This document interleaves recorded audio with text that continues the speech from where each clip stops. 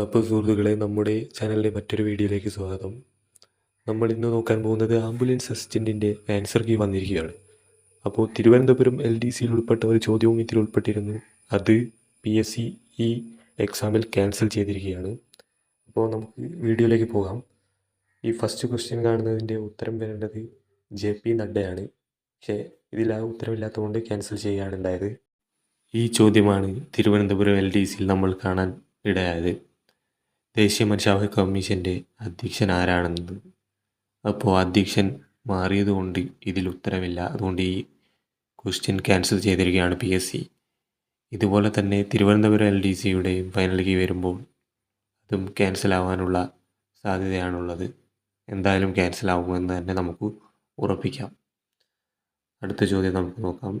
മാത്സിലെ ഈ 2 ചോദ്യങ്ങളും ക്യാൻസൽ ചെയ്തിരിക്കുകയാണ്.